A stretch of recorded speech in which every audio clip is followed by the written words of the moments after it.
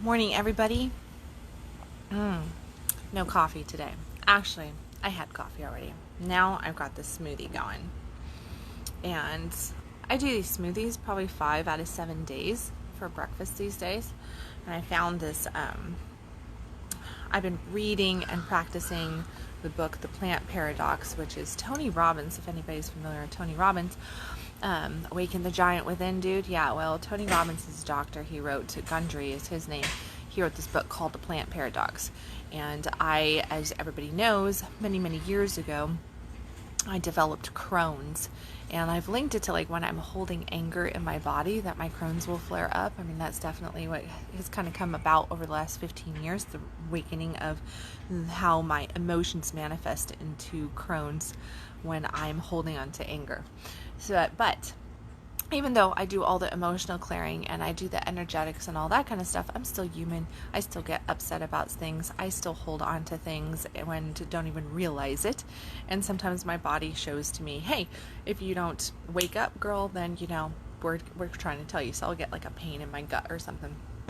And since I've developed Crohn's many years ago, one of the lessons I learned with that is that it does weaken the intestinal system and all that good stuff, not so good stuff. So I always spend a lot of time in my life dedicating to my physical well-being. So putting the right nutrients into the body, and learning new things. I also have a nutritional coaching certificate from way back yonder when I used to do nutritional coaching. That was my primary focus many years ago. And I did that for quite some time. So I do understand the importance of we are what we eat in a lot of ways. So Gundry, in his Plant Paradox, where you learn all about what lecithin is and how it impacts the world, your world, your being, it is definitely one of the things that he talks about is like this particular smoothie. So in my smoothie is kale, half a head of romaine, 3 kale leaves, half an avocado, coconut milk, stevia, fresh mint, ginger, fresh ginger that is, all fresh. I just make up these freezer bags with that stuff in there, pour the coconut milk in, and then I add in a little bit of Oregon grape, and I add iodine in and aloe in, and I add in some boron in as well, so to help boost, strengthen muscles, strengthen bones, and keep my metabolism high as well. So there you go. That's what's in Kendal's smoothie today. Just some good shit, a little bit of CBD oil. I see Brad on. I'm gonna make a little promo there for you. Yeah, so like a little bit of CBD oil, all that good stuff, because hey, that's good for the joints, that's good for the body as well. Good healing agents. I take my CBD every single night faithfully, and it has done wonders, absolute wonders. But this is not some health pitch. It is actually a health pitch. It's a well-being pitch. And I'm going to just tell everybody, it is that well-being pitch. It's more than the food or the supplements that we choose, though. Our happiness, I am a big time advocate of preaching happiness, right? And because I believe that every human being on the planet, what we ultimately want is happiness, and everything that we do and speak, and the things that we are striving for, the reasons why we want what we want is so that we feel this elusive thing of happiness. But it doesn't have to be elusive. Okay, and that's the whole thing. It does not have to be elusive. Your happiness should not be elusive. And one of the biggest culprits to making happiness elusive in our life is that we believe that being selfish makes us a bad person. We believe that the word selfish alone, like, ooh, I don't want to be selfish. Like, selfish people are assholes. Selfish people are, arrogant. Selfish people are, just like takers. They don't care. They don't have empathy. They don't have compassion. All these different things. We go, like they are just thinking of themselves as if that is a bad thing to think of self. And we have been told for many, many generations that to think of the self is evil, is bad. Well, with that kind of mindset, it's no wonder that we have so much chaos in our world. It's no wonder that we're never We're never feel secure in ourselves, that we don't have confidence, that we hate on ourselves the way we do, that we never really fully connect, that we don't feel lovable, that we don't feel like we're receiving love, that we feel that we're getting stomped all over, that we're exhausted and fatigued, we're drained, we feel like ATM machines, we feel like we can never, like there's just not enough that we can ever do. And it's because we're exhausting ourselves from trying to not be selfish, because the majority of people want to be good people. The majority of people want to be liked by other people. The majority of people want to be loved by their few chosen ones. They want to experience love. They want to be compassionate. They want to have compassion. They want to be seen. They want to be understood. And all of these things require us to get a little selfish. Like, we have to get a little bit selfish on it. And if you have those desires to whatever those dreams and goals are, if you really think about it, what are you going after? You're going after your happiness, right? So if you're going after your happiness, then how happy are you ever going to be if you're always pleasing everybody else, being a yes ma'am, a yes sir to everybody else, and putting everybody in front of yourself? It's a proven fact that you cannot fill another person's cup when your pitcher is empty, right?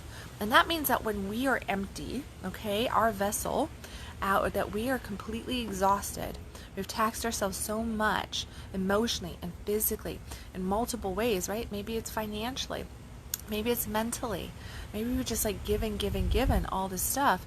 And because we have really taxed ourselves at that area, then when we have depleted ourselves to such a degree, we just don't have it in us to give to another.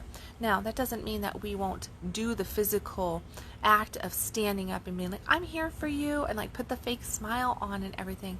But a news flash here. Showing up and not really being present and not really having your energy in the game and really being able to be there for somebody, you're not doing any good for either one of you, okay? You're not really serving that other person. You're not really being a giving person in that moment, because you're not present, because you're not full, because you don't have anything else to give. And if your mental, emotional, physical ability is completely in the red, like it's a bank account, it's completely withdrawn, you're now in overdraft land. Well, what happens when our bank gets overdrafted? Just think about it. Like, everybody's probably had their bank overdrafted at one point in time, right? So if your bank's getting overdrafted and you got all these fees and you're just now going in debt, what happens in your being? You start to worry. You start to get anxiety. You get angry. You start to finger point and blame. Well, if they hadn't taken that out of my bank account, on this day, it was supposed to come out tomorrow and but they withdrew it today. All that kind of stuff. Think about the anxiety and the energy change. You can be a really happy, really positive person. But if you allow your bank account to go into overdraw, then all of a sudden you're kind of a bitchy, angry, irritated, anxiety-ridden, fearful-based person. And now instead of the glass being half full, the glass is now half empty because you're living in that anxiety. Well, the same is true for us human beings when we are so giving of the self, to the point that we exhaust ourselves into that overdraft land emotionally, physically, and mentally, and we just become the doormat to somebody else. And every time we do that, just realize that it's a withdrawal. So what's the answer? Now, when we know that, when we're in the land of overdraft, we're not going to be happy. It's just plain and simple. Like, nobody's like, yay, I bounced a check. Yay, I'm in the hole. Yay, yay, I'm going into debt right now. This is so exciting that I couldn't pay that and I didn't have the resources to do that. I'm so excited about it. Yeah, nobody does that, right? Nobody's like, that would be sheer craziness to be like, yay, yeah, no. But we think that we're supposed to be happy by doing this in our relationships, by exhausting ourselves to that level, and more so because it compiles over the years. The awesome thing about our bank account is we can pull it out and it's not going to impact us from, if we overdrew it 6 months ago and we get it pulled out and then we're just going good. Like, our bank account's not going, ow, but remember 6 months ago when you put me in overdraft? Yeah, it's not doing that. Emotionally, though, we do that. We don't let that shit go. compiles, it holds on to us. And then we start to build up this trauma in our body. The more trauma we build up in our body towards being the doormat, the more we start to believe that we're not worthy of love, the more we start to go, I just want to be seen. Nobody sees me. Nobody cares. I'm just getting used. I'm just getting, I'm only good for this. I'm only good for that. All this kind of stuff, because we can't feel the connection anymore because we're so overdrafted emotionally, so overdrafted energetically. And it's because we've kept ourselves laying down and letting everything and everyone stomp on us, and just us putting ourselves in front of our needs and only giving to another. So the message of today, it's very, very simple. It's time that you start giving yourself some of the love and value, some of the fuck yesness to yourself, which might mean that you're saying no to somebody else that you allow others to have. That love that you give to other people so freely, it's time to receive it for yourself first, because this is where it's at. It's in the you. It is in your core, in your soul. It is about you loving you enough to say no when you really mean no, instead of like, yeah, I can do that for you, or no, that's not a big deal, or that's fine. Yeah, all of those moments. And ladies out there, seriously, this is big time for you. Like, if we are so guilty, because the female population, generations and generations, I was just had two beautiful women in yesterday that I did consults with, and the theme was, and kind of like where this is coming from, but also some other stuff. But I had two amazing women come in for consultations yesterday to work with me. And both of them shared that, that they've just been people pleasing. Like, they're people pleasing their spouses, they're people pleasing their families, they're people pleasing their work, they're people pleasing. And it's like this. I've been raised to say yes and to take care of everybody else, and to disregard the self, to just disregard my own needs, my own desires, the things that I really need to be taken care of, to not ask for the help needed right there, but instead to just muster up the energy somehow to just keep plugging along and giving. So we have created this whole martyrism of the feminine through the last 100 plus, plus years. It's been there forever. Women have just, and it's because we're nurturers on top of it. We want to give. As women, we're very, very nurturing. That mother instinct, whether we have children or not, we have a mothering instinct, a desire to nurture, a desire to protect in that way, a desire to help something flourish and grow. Okay? And that leaves us very susceptible to becoming doormats and not loving the self. And then we have this belief structure that has been put on us, that in general, as a society, that has been put on us, but hardcore definitely with the feminine, that we are supposed to give to that nth degree. And that if we ask for our needs to be met, if we say, God forbid, we say, no, I can't do that. No, I don't have the energy for that today. No, I can't do this, or I'm not willing to do that. Like, here's my boundary. You have a boundary? Yeah. You should have some fucking boundaries. You should. And they should be healthy boundaries. And they should be boundaries that support you being the most vital, turned on, happy person that you can be. And you're going to look selfish, because your happiness, it's going to insist on you being selfish. It's going to insist on, if you want the castle in the sky, and you want the relationship that you want, and you want the money that you want, and you want to just feel good, well, then you've got to stop draining yourself with everybody else's business. All right, I'm going to say that one again. You've got to stop draining yourself with everybody else's business, because that's what it is. It's their business. It's not your business. It's their business. I love Byron Katie for the statement. She says, there's three kinds of business. There's God's business, there's your business, and there's my business. I'm only in charge of one of them. All right? And that's like one thing that you got to keep in mind there. Whose business are you in? Are you trying to interfere and drain yourself, trying to be God and intervene in all these areas and just be this sacrificial person that is just like so giving of themselves that they have nothing left to actually offer the world because they're drained at that level, but they just keep giving, giving, giving? I mean, even Jesus took a moment to step away from everybody and to reconnect to source energy. Even Jesus. Okay? So I want you to realize that if Jesus needed to take a moment to take a breather and step away and to recenter himself and to fill himself up through connection, then who do you think you are to think that you don't need that as well? Okay? It is one of those things that it irks me to no end that people think that they don't need to stop giving, that to giving to self, to ask for space, to ask for assistance is like one of those things that we just are challenged with. So I want you to look today at what you're desiring in your life. What are those goals? What are those dreams that you are desiring in your life that you want to manifest, that you want to call in whatever subject area or multiple subject areas? And I want you to really ask yourself, why do I want this? Like, not just, well, I want it because we need more space. I want a bigger house because we need more space. I want a better house because I want a better neighborhood. All right, yeah. What are you actually going for? I want you to look at it emotionally, and I want you to ask yourself, why are you building that business? Why are you looking for that new job? Why do you want to make more money? Why are you so, why are you wanting more sex in your relationship?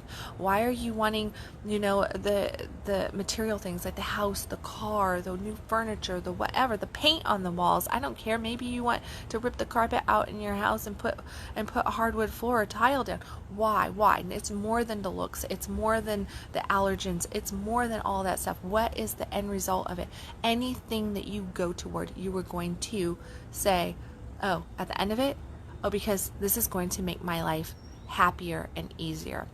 This is going to fulfill me in some way, right? This is going to bring joy and happiness into my life. This is going to make my life picture better, which will make me happy, right? So always comes down to that. But I want you to do the work to actually see how you can get there and what the realness of your happiness is. And then I want you to look, and I want you to look at your schedule, and I want you to look at your life, and I want you to look at the people in your life, and I want you to look at all the things that you're thinking and that you're allowing to interfere into your life, whether that is the media or your best friend or your child or your partner or anything else. I want you to look at that, and I want you to ask yourself, is this bringing me happiness? Like, is this right here, this saying yes to this, is this bringing me happiness? So ladies, that means like the next time that you don't want to have sex and you go, okay, and you pretend and you give a fake O, I want you to realize that you probably didn't want to do it and wasn't bringing you happiness, right? So what were you really offering up to your partner? And what were you actually doing to yourself, right? That was a depletion thing. Overdraft. Unfortunately, we don't have overdraft protection with our emotions and with our physical bodies and with our minds, okay? We don't get that overdraft protection like we do with a bank. But we still get that withdrawal. And that withdrawal depletes us and depletes us and depletes us until we can take no more and we break in some fashion or form, which is where we see rage, which is where we see bitterness, which is where we see depression, which is where we see suicide and disease coming, divorce and affairs. All of these things come because we reach a breaking point, because we've depleted ourselves so greatly that we're in the hole and there's no way to breathe. We can't breathe. We're underneath so much pressure at that point because we've exhausted ourselves and we don't have any happiness. So drastic measures occur. Don't get there. Plain and simple, don't get there. Just stop. Stop that shit right now. Stop it and get a little selfish and realize that selfishness is exactly what you need to do. What we fear to be selfishness, we're actually fearing self-centeredness, okay? Self-centeredness is when I take something from you and I don't I don't, I even give a rat's rear end about you, and I just go, no, that's mine too. Oh, thanks for that, like that. And that's it. That's the gratitude that you're getting. And I just proclaim that it's mine, it's mine, it's mine. And I'm not concerned about what my actions are doing. I'm not concerned. That's like the rapist is self-centered. He's not selfish, he's self-centered, okay? That's what that is, because he's taking without concern for the other being. Okay? To be selfish means that I am going to understand that maybe you're not going to like my answer, but maybe I need to be a no when you want me to be a yes. And I'm going to state my boundaries, and I'm going to state my truth. And then I'm going to give you the opportunity to state yours, and we're going to come together, and sometimes we're going to have to agree to disagree on something, but I'm not going to push you someplace, and you're not going to push me someplace. So two selfish people can come together and have a beautiful relationship. I just got asked this underneath a blog post. I think on YouTube somebody asked me underneath my blog yesterday or 2 days ago when I was talking about a similar subject about just being you and not taking it anymore. And somebody said, but can you be in a relationship with somebody else like that if you're like that? And yeah, fuck yes, you can, because you're respecting each other. You are completely respecting each other and honoring each other. And two evolved people like that have an evolved relationship in that moment, because they know that they don't want their partner, there's unconditional love there. They don't want that other person to say yes when they mean no. They'd rather get the sting, the ego sting of being denied, but having their partner's truth. And that's where we need to get, every one of us. And here's the reality. The only work that we need to do is on us. That's it. So back to Byron Katie we go. There's God's business, there's your business, and there's my business. And there's only one business I'm in charge of, and that's my business. And my business, yes, maybe my business is here to share my story with you, to share my thoughts, to share my views and what I've learned over the course of the last 25 years. But I want you to know that, actually a lifetime, but last 25 years of doing coaching on one facet or another. But the truth of the matter is that my only business is to make sure that the things that I am preaching and teaching to you guys, that I am doing myself, and let my actions speak from there. And, let that be the truth teller. Because the more each of us goes in and becomes a change that we want to see in the world, like Gandhi stated, right? If we started to take that and we started to say more yes to ourselves and became that person that understood that I can only light your candle if my candle's burning. I can only light your candle if my candle's burning. If my candle's out, I'm not lighting up the world anymore. And I'm certainly not going to help anybody else to light up the world. So that requires selfishness. That requires me tapping into my happiness. And if you want to know if you're in alignment to your soul, to God, to source, to whatever the fuck you want to call that we do not physically see, but we experience, it's through your happiness.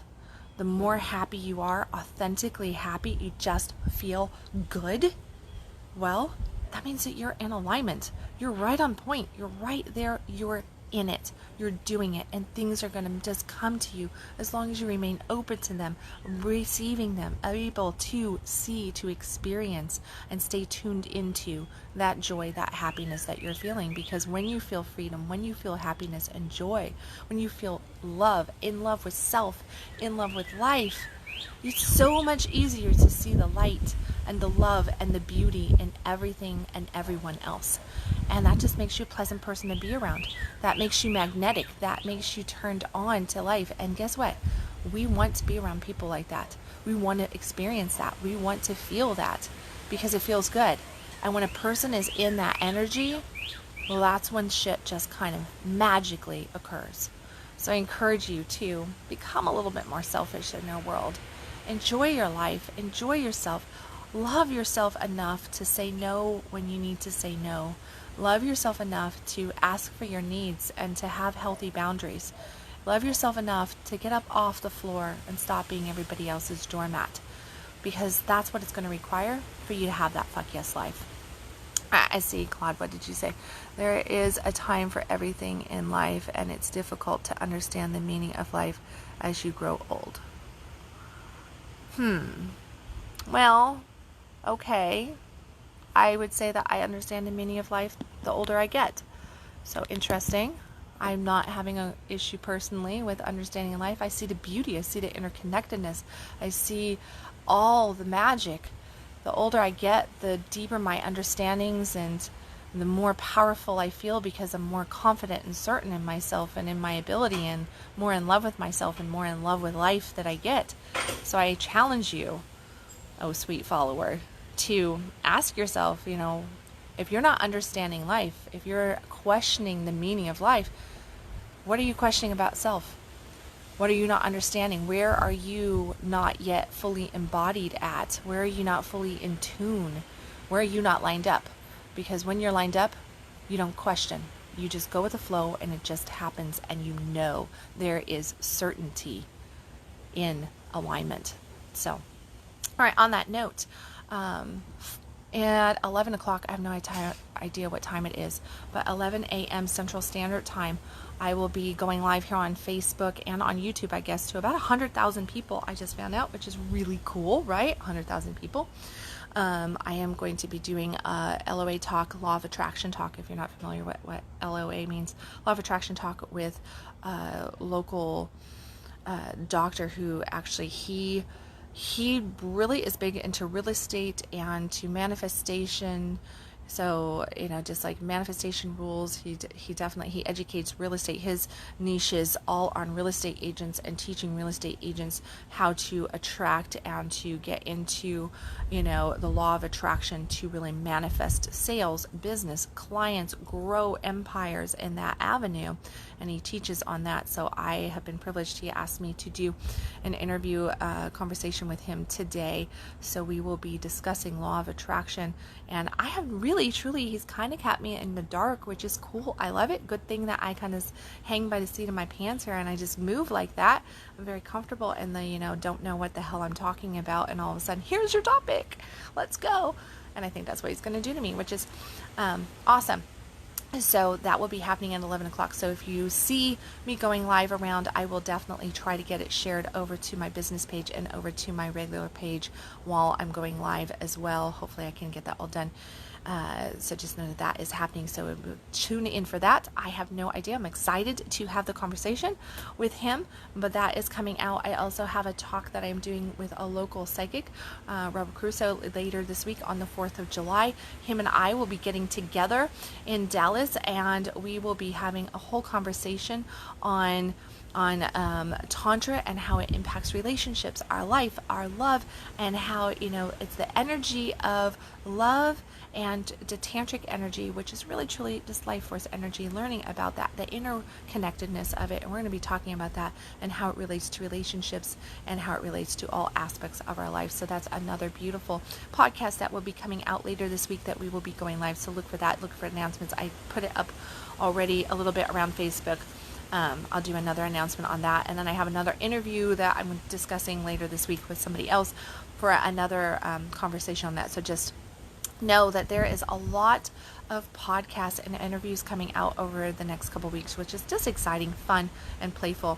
Along with, I got asked to be a contributor for a couple different things. So there's some good stuff in action. So look for that to come out. As far as workshops and stuff goes, I think you guys are probably all tired of hearing me talk workshops, but just know, go to my events page. If you are local to the Dallas-Fort Worth area, if you are wanting to explore some dynamic workshops for July, August time frame as we come through summer, and you want to have that sexy summer, you want to have that turn on summer, you want to learn about relationship, you want to learn about your sex, you want to learn about tantric energy, you want to learn about the quantum energy that you might have seen me doing every now and then, my magic show as I refer to it. I know more on that. We have local workshops going. They are smaller than what they have been in past years due to COVID. We are definitely keeping some restrictions on numbers and following all health guidelines that we possibly can to keep everybody safe on that. But workshops are in place. We are active and teaching again. So go to the programs, to the events section on my page. Link is in the comment section for that. Check things out. Look for it. There's lots of good shit there with more coming out. And as always, remember, stop existing, start living, own your truth, say fuck yes, but Start with the fuck yes to you, because that's what it's going to require. I love you guys, and I will catch you tomorrow with another Conscious Coffee.